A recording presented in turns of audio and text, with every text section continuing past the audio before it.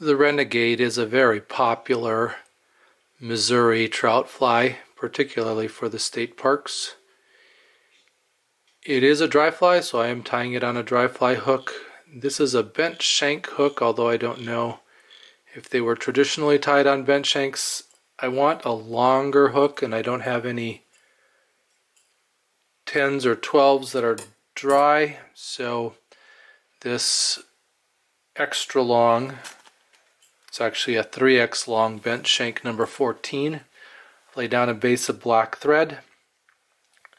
I am putting a gold tag on it. The tag is optional. It is not necessarily tied on the fly as it was originally developed, but there are a lot of people that like to put a gold tag on it. So I have a gold silver tinsel. I'm tying it in with the gold side to the hook, and then when I flip it, the gold side will wrap out, showing. And so I'm just going to wrap down the shank bend,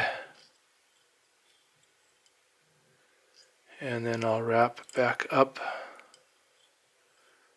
to where the first of the hackles are. So this fly is really divided into thirds. It's got a dark dry fly hackle at the back, and then it has a peacock hurl body that's wrapped with a very fine gold wire, and then it has a light hackle at the front. So, and then again the tag optional, but I'll tie the tag in just so you can see the optional.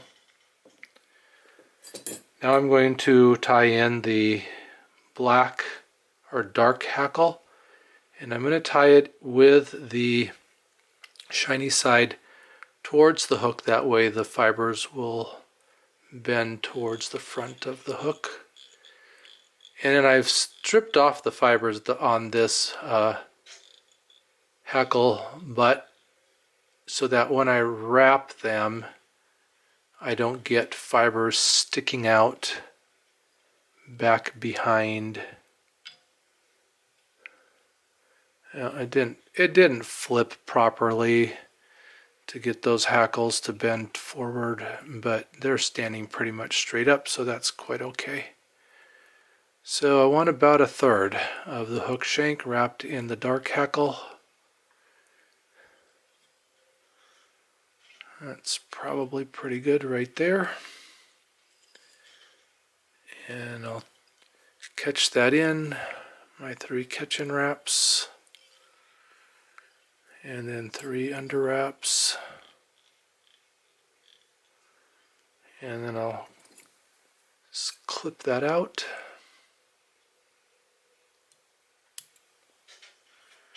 Then I'm going to tie in my rib, which is fine gold wire. Just going to pull back on the hackle as I do that. Wrap up over that wire, get it tied in. And I'm going to go up about to my other third point. Oh, I pulled the wire out. See if I can wrap that back in.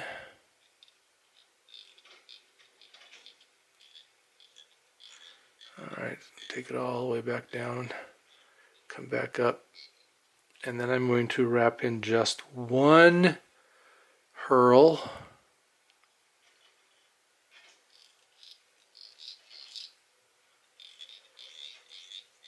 I have pinched off the tender point of the hurl,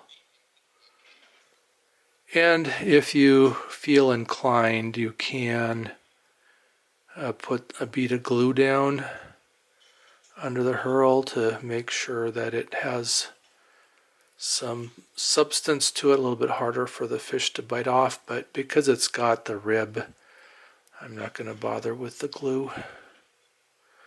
A little bit of super glue along the top of the hook shank might help the hurl stand up to pressure a little bit better. So I'll just wrap that hurl up to that 1/3 point behind the eye. Catch that in.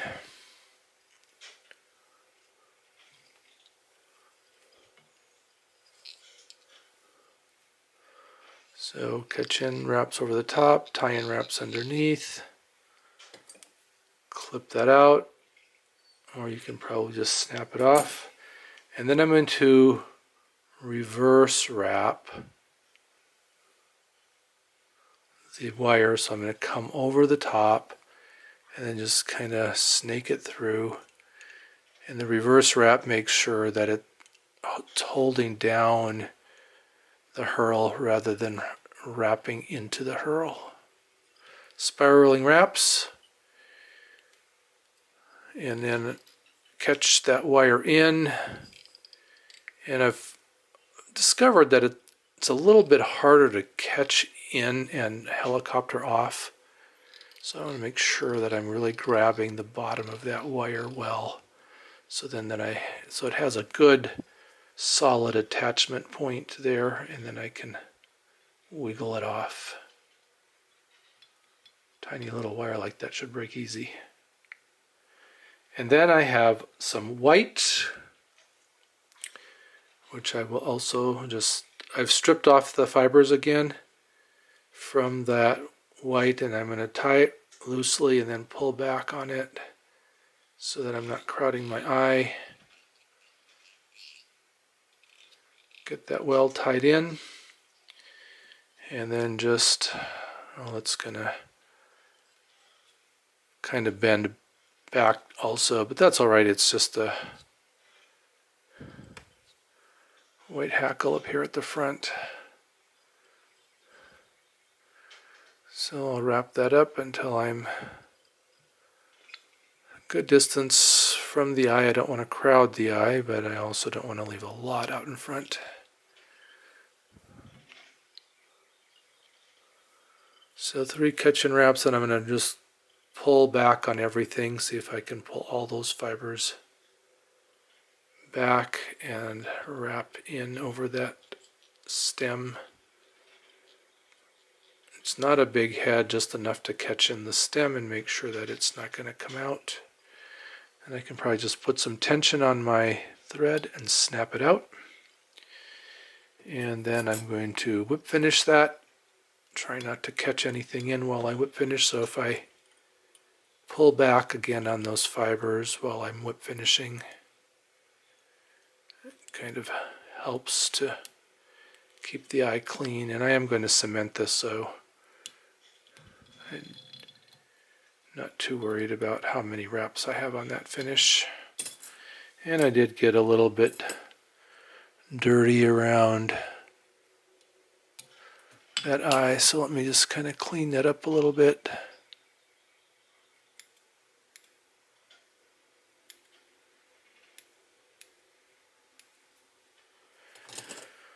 So the Renegade, a very popular Missouri trout fly, particularly at the Missouri state parks. A little bit of goop, diluted goop for the head cement.